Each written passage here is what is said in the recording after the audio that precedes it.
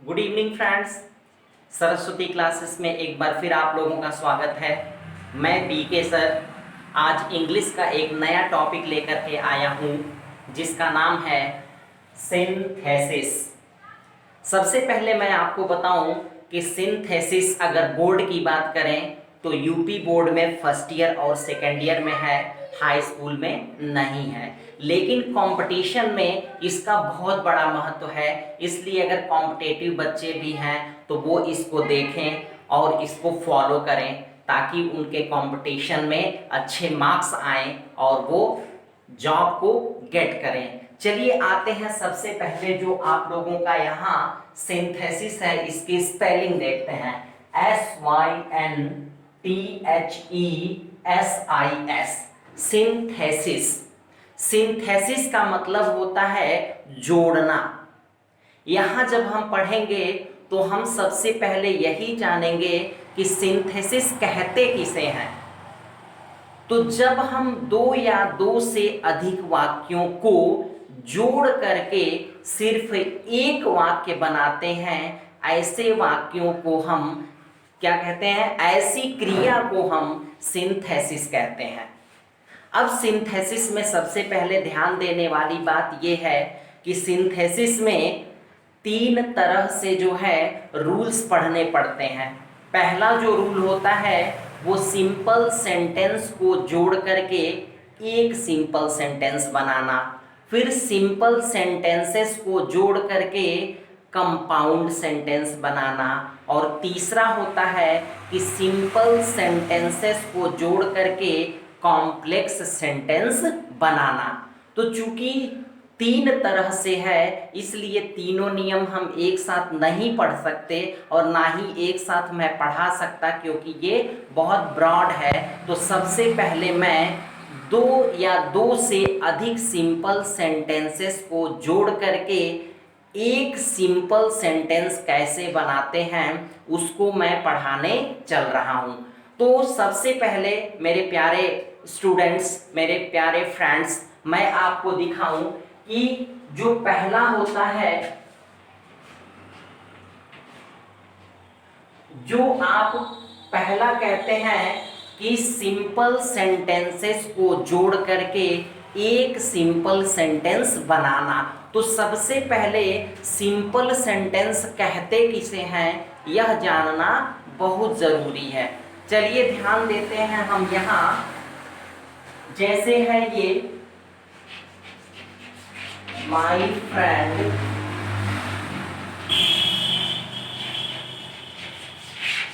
bought a car. अब यहाँ जरा ध्यान से हम देखें, लिखा है my friend bought a car, यानी यहाँ जो है यह bought शब्द को एक बार जरा ध्यान से देखिएगा।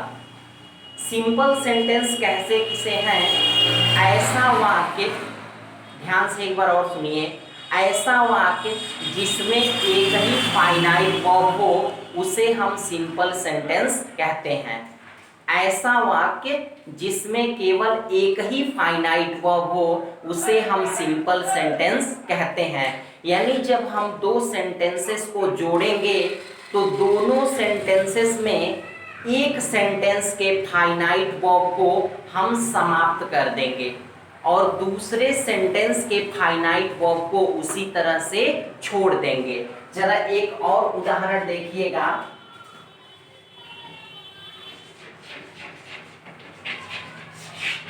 Seeing the lion, he ran away। जरा यहाँ ध्यान से देखें कि यह कौन सा सेंटेंस है, सिंपल है, कंपाउंड है कि कॉम्प्लेक्स है। तो जरा ध्यान से देखें, यह जो सीइंग आप देख रहे हैं यह मेन वर्ब का काम नहीं कर रहा है। यह वाक्य में पार्टिसिपल बना हुआ है और पार्टिसिपल हमेशा नाउन, एडजेक्टिव या एडवर्ब का काम करता है। तो इस तरह हम कह सकते हैं कि यह जो सीइंग है यह निश्चित रूप से फाइनाइट वर्ब नहीं है, नॉन फाइनाइट वर्ब है। और यहाँ जरा ध्यान से देखिए, ये जो रैन अवे है यह क्या है, ये फाइनाइट वर्ब है, यानी यह मुख्य क्रिया है। इसलिए हम कह सकते हैं कि यह दोनों सेंटेंस क्या है, सिंपल सेंटेंस है। तो एक बार जरा और ध्यान से सुने कि सिंपल सेंटेंस किसे कहते हैं। ऐसा सेंटेंस जिसमें केवल एक फाइनाइट वर्ब यानी मुख्य क्रिया होती है उसे हम सिंपल सेंटेंस कहते हैं। अब चलिए आते हैं कि दो या दो से अधिक सिंपल सेंटेंसेस को हम जोड़ करके एक सिंपल सेंटेंस कैसे बनाते हैं। आइए कुछ उदाहरण मैं पहले लिखता हूं और पहला जो नियम है उसको ध्यान से सुनिए। पहला नियम है यूज ऑफ पार्टिसिपल, यानी पार्टिसिपल का हम प्रयोग करके सिंथेसिस कैसे करते हैं। और मैं आपको बता दूं फ्रेंड्स कि मैंने पार्टिसिपल का एक बेहतरीन वीडियो इसके पहले बनाया हुआ है। आप डिस्क्रिप्शन लिंक में जाएंगे या Saraswati classes by BK sir में सर्च करेंगे तो आपको मिल जाएगा, और वहाँ सर्च करके उसको अवश्य पढ़िएगा। इसलिए अवश्य पढ़िएगा क्योंकि जब तक आप प्री नॉलेज यानी इसको पढ़ने से पहले इसके लिए जो प्री नॉलेज है, पूर्व ज्ञान है, अगर आप नहीं जानेंगे तो निश्चित रूप से सिंथेसिस नहीं कर पाएंगे। इसलिए पार्टिसिपल के वीडियो को अवश्य देखिएगा ताकि ये समझ में आ जाए। तो आइए मेरे मित्र, जो पहला नियम है उसको उदाहरण के साथ समझते हैं। तो मेरे फ्रेंड्स आइए यहाँ कुछ उदाहरण है। इस उदाहरण के थ्रू हम लोग पार्टिसिपल का यूज करके सिंपल सेंटेंसों को जोड़ करके एक सिंपल सेंटेंस बनना पढ़ते हैं। सबसे पहले तो मैं आप लोगों को एक चीज़ समझा दे रहा हूँ जो पिछले वीडियो में है। देखिए, जब भी प्रेजेंट पार्टिसिपल का हम यूज करते हैं तो उसमें अगर दो वाक्य है तो पहले कार्य का परिणाम दूसरा काम होता है। मतलब अगर पहला काम न हो तो दूसरा काम होगा ही नहीं।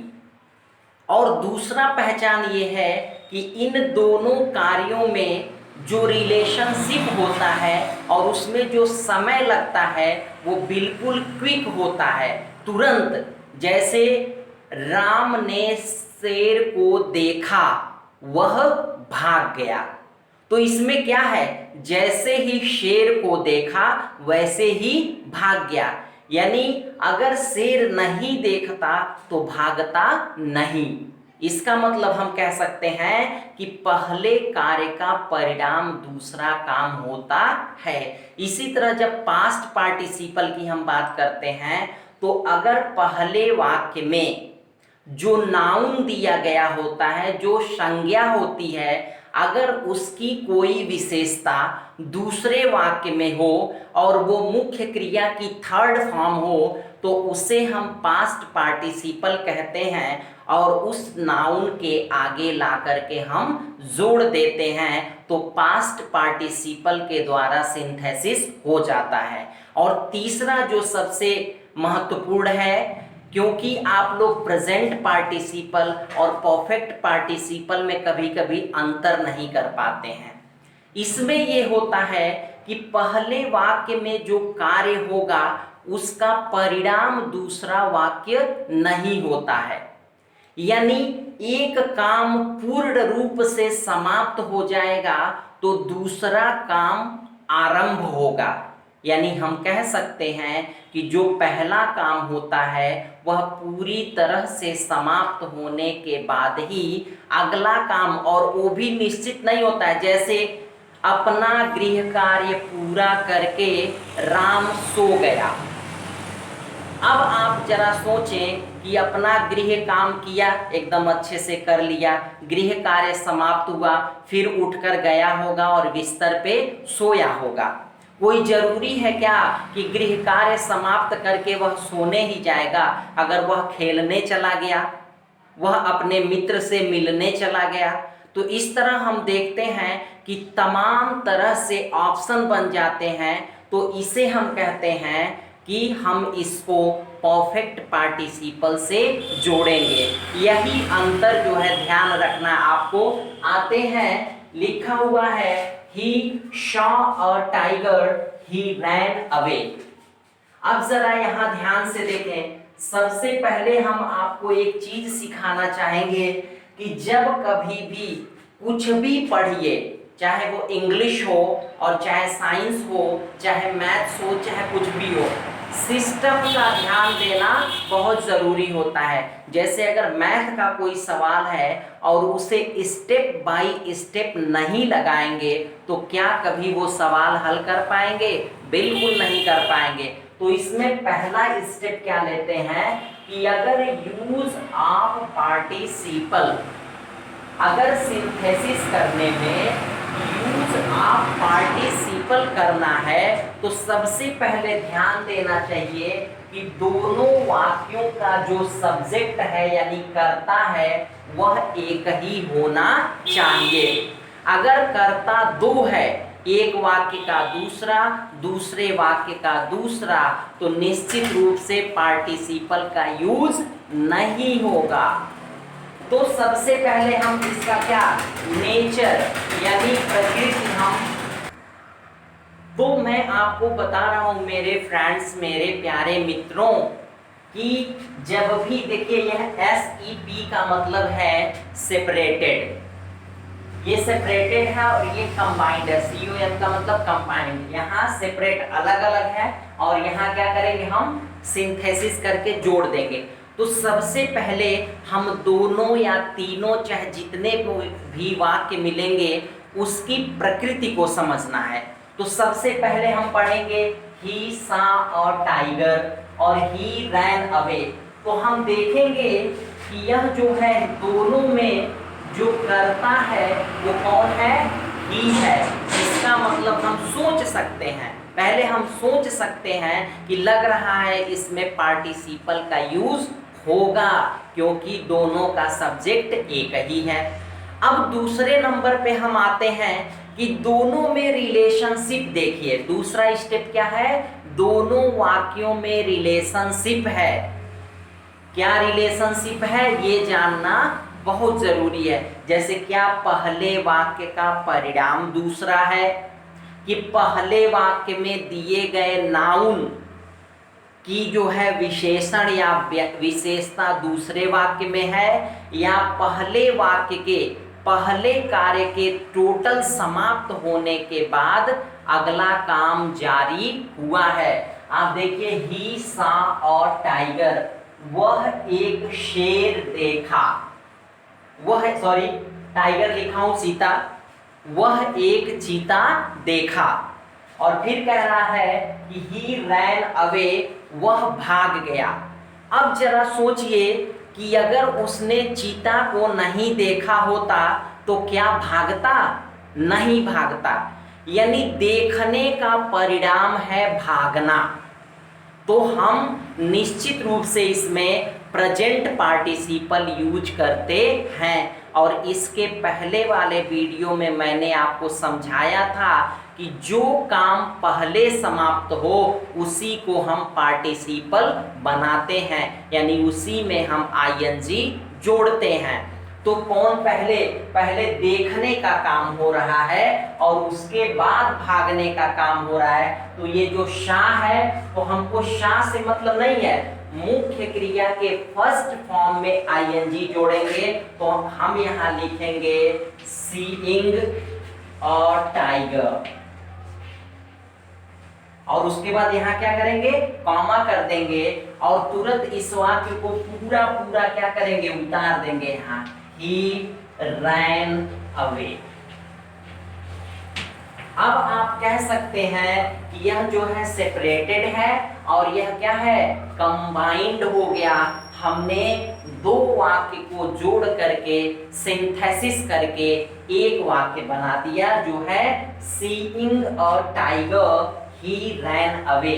इसका मतलब होगा टाइगर यानी चीता को देखकर वह भाग गया।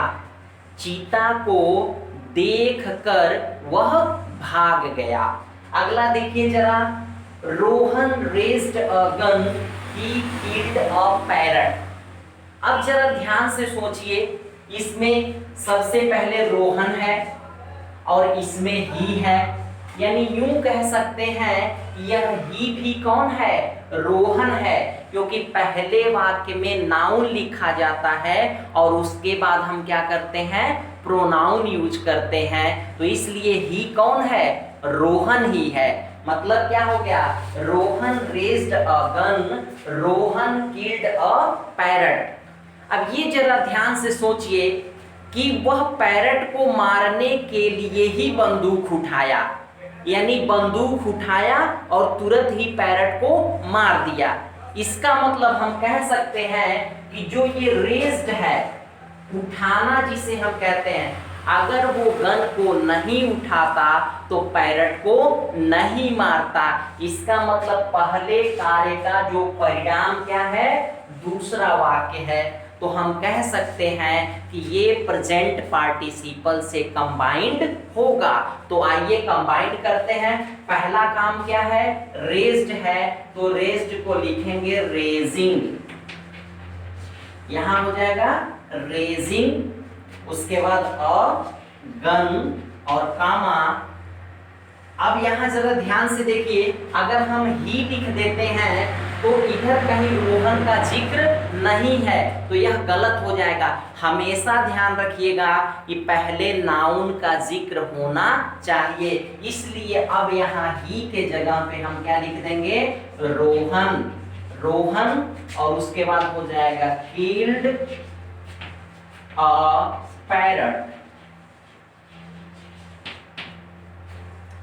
अब जरा ध्यान से हम लोग देखें, अगला जो उदाहरण है मेरे प्यारे फ्रेंड्स, मैं हमेशा कहूंगा कि जब भी दो वाक्य जो है अलग अलग मिलेंगे तो सबसे पहले आप क्या देखेंगे, यानी आपका पहला स्टेप क्या होगा, पहले देखेंगे क्या दोनों वाक्यों का कर्ता एक है। तो जरा इसमें देखिए, इसमें मोहन लिखा है और इसमें ही लिखा है। जैसे मोहन शॉ हिज फ्रेंड, मोहन अपने मित्र को देखा, और ही केम आउट, वह बाहर आया, टू वेलकम हिम, उसका स्वागत करने के लिए, और वह उसका स्वागत करने के लिए बाहर आया।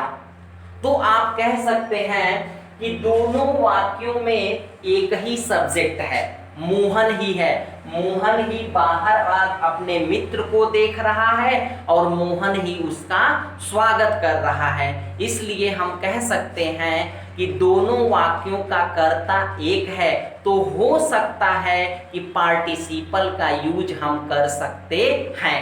चलिए अब दोनों का रिलेशन देखते हैं। पहले वाक्य का रिलेशन दूसरे वाक्य से क्या है, तो आप देखिए, मोहन सा हिज फ्रेंड, मोहन अपने मित्र को देखा, he came out to welcome him, वह उसको उसका स्वागत करने बाहर आया। अब आप जरा सोचें कि अगर मोहन अपने मित्र को नहीं देखता तो क्या बाहर आता, बिल्कुल नहीं आता। इसका मतलब पहले कार्य का परिणाम दूसरा काम है, यानी जो देखना है, देखने का परिणाम है बाहर आना। तो इसलिए हम इसको ऐसे बनाएंगे। अब ये सा है ना, तो हम सा को क्या कर देंगे, सीइंग कर देंगे, seeing his friend, his friend, और फिर कॉमा कर देंगे। अब आप देखिए यहाँ मोहन है, ये ही है, तो यहाँ हम ही ना लिख करके क्या लिखेंगे, मोहन लिखेंगे, मोहन।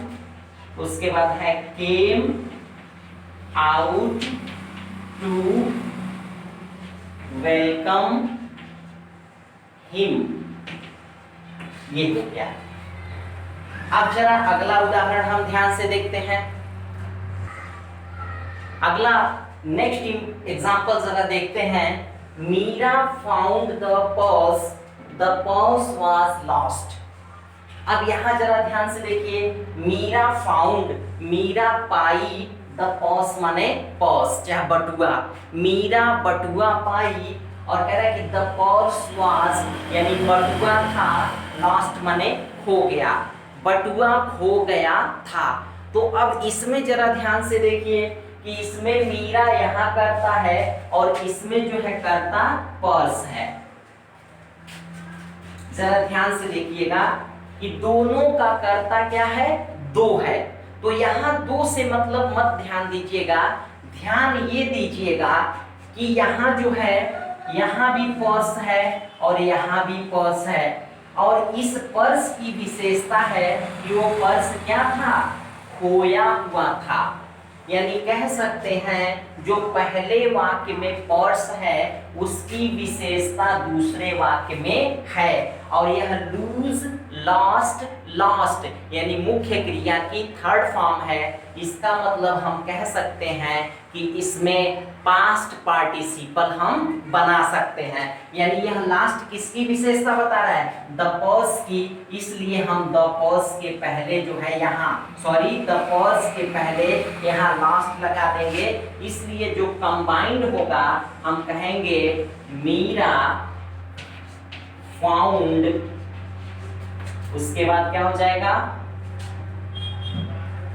The last purse. यहां जरा ध्यान दीजिए, यह लास्ट जो है यहां आएगा, क्योंकि एडजेक्टिव जब भी नाउन के पहले एडजेक्टिव आता है तो उसके पहले आर्टिकल चला जाता है। तो मेरे फ्रेंड्स, ये अभी प्रेजेंट पार्टिसिपल और पास्ट पार्टिसिपल था। देखते हैं कि परफेक्ट पार्टिसिपल में किस तरह के वाक्य होते हैं और उसको हम किस तरह से जोड़ते हैं। तो आइए कुछ और एग्जाम्पल लेकर के इसको हम जोड़ने का प्रयास करते हैं।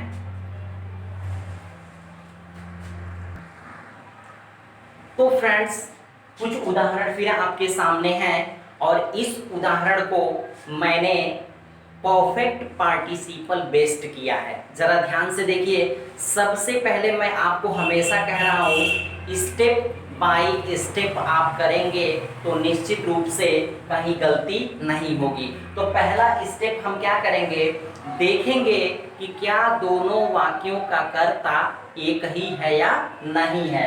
यहाँ देखिए जरा लिखा हुआ है कि ही कंप्लीटेड हिज होमवर्क, उसके बाद है ही वेंट टू मार्केट, यानी दोनों में सब्जेक्ट कौन है, ही है। अब जरा ध्यान से सोचिए इन दोनों का रिलेशनशिप, दूसरा स्टेप क्या है, दोनों का रिलेशनशिप।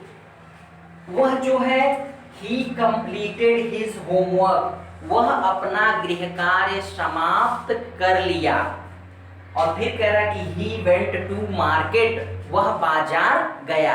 यानी आप कह सकते हैं जो गृह कार्य पूरा करने का समय है वो क्या है, पहले हो रहा है यह काम, और उसके बाद जो दूसरा काम हो रहा है मार्केट जाने का, वो पहले कार्य के एकदम समाप्त होने के बाद दूसरा काम हो रहा है, इसलिए यहाँ प्रेजेंट पार्टिसिपल नहीं होता है। और एक चीज और जरा सोचिए, क्या जो है होमवर्क कंप्लीट करने का परिणाम है मार्केट जाना, ऐसा तो नहीं है। हो सकता है वो होमवर्क कंप्लीट करता, अपने मित्र से मिलने चला जाता, क्रिकेट खेलने चला जाता, नहाने चला जाता, सोने चला जाता। इसलिए हम कह सकते हैं कि पहले वाक्य में जो कार्य हो रहा है, इस कार्य का जो परिणाम है वो दूसरे वाक्य में नहीं है, इसलिए हम यहाँ क्या यूज करेंगे, परफेक्ट पार्टिसिपल। और परफेक्ट पार्टिसिपल मैं अपने पहले वीडियो में आपको बताया हूँ, हैविंग प्लस मुख्य क्रिया की थर्ड फॉर्म। तो सबसे पहले हम यहाँ लिखेंगे हैविंग, यहाँ लिख दिए हैविंग, और मुख्य क्रिया की थर्ड फॉर्म, हम उसी क्रिया को परफेक्ट पार्टिसिपल बनाएंगे जो पहले समाप्त होगा। जिस प्रकार से प्रेजेंट पार्टिसिपल में था उसी प्रकार से perfect participle, having completed his homework, और यहां क्या कर देंगे कॉमा, और फिर लिखेंगे ही वेंट टू मार्केट। दूसरा उदाहरण जरा देखिए, Shyam reached to home, he drank a glass of water.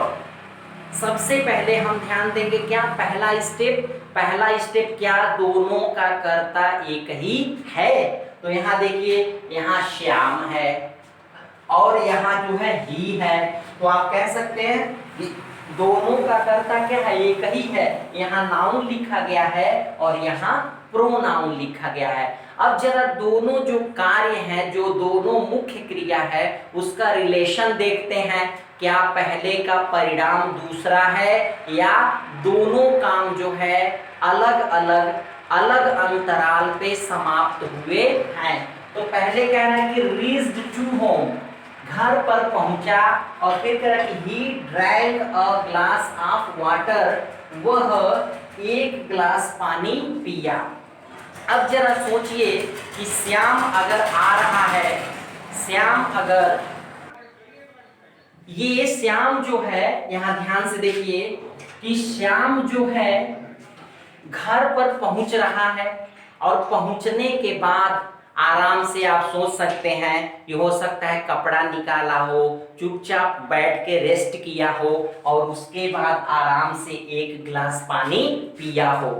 ये तो नहीं है कि घर पर पहुंचने का जो है परिणाम होता है गिलास का पानी पीना, नहीं। प्यास का परिणाम हो सकता है कि हम कह सकते हैं उसको प्यास लगी थी और वह एक गिलास पानी पिया। तो इस तरह हम एक बार और अगले उदाहरण की तरफ बढ़ने से पहले इसको जरा देखें कि श्याम रीच्ड टू होम, यानी श्याम घर पहुंचा। श्याम तो आराम से घर पहुंच गया है, उसके बाद एक गिलास पानी पी रहा है। पहुंचने के बाद हो सकता है वो सो भी सकता था, पढ़ाई भी कर सकता था, लेकिन ऐसा कुछ नहीं है। इसलिए हम कह सकते हैं कि इस वाक्य में परफेक्ट पार्टिसिपल का यूज होगा, मतलब हैविंग प्लस V3। और ये किसमें होता है, जो कार्य पहले समाप्त हो। तो कौन सा कार्य पहले समाप्त हुआ है, पहुंचने का।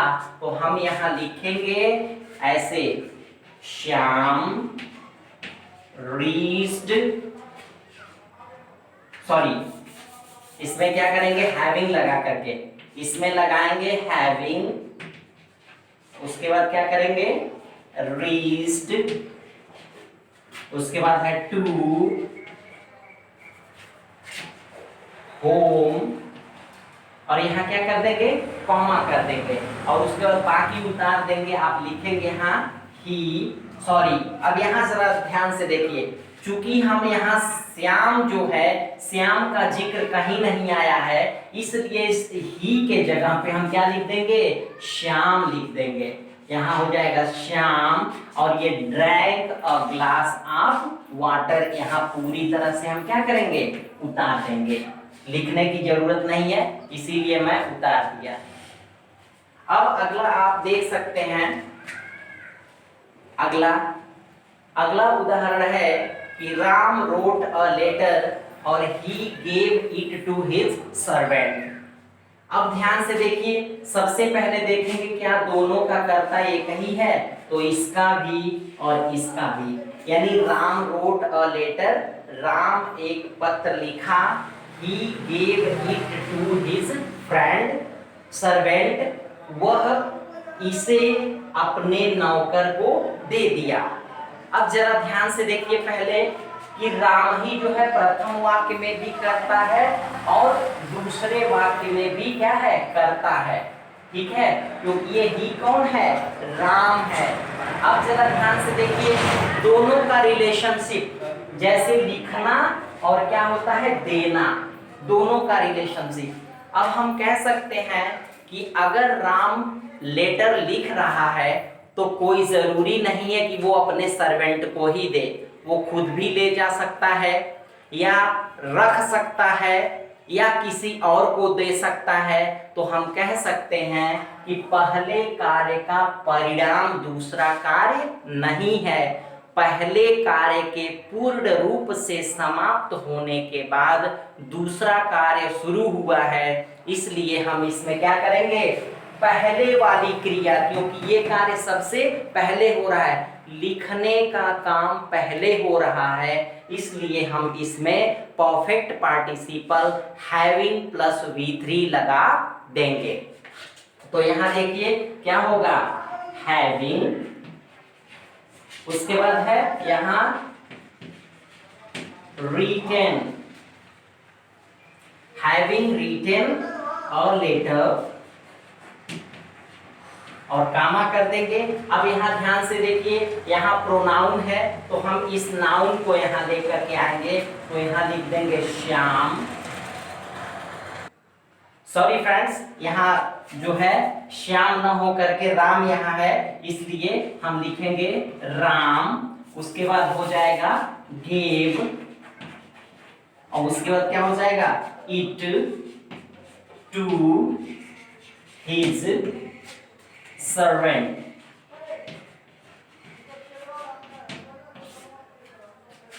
तो मेरे फ्रेंड्स, आखिर में जरा ध्यान से सोचिए, कभी कभी ऐसा होता है कि हम लोग राम राम राम इतना ज्यादा राम राम बोलते हैं और हमेशा राम का उदाहरण लेते हैं, तो कभी कभी श्याम जो है राम बन जाता है और राम कभी श्याम नहीं बनता है। तो अभी अभी मैंने आप लोगों को जो पढ़ाया पार्टिसिपल का यूज करके, तो ये पहला जो नियम था, हम कहते हैं कि इसमें कितने नियम होते हैं, 7 नियम हैं।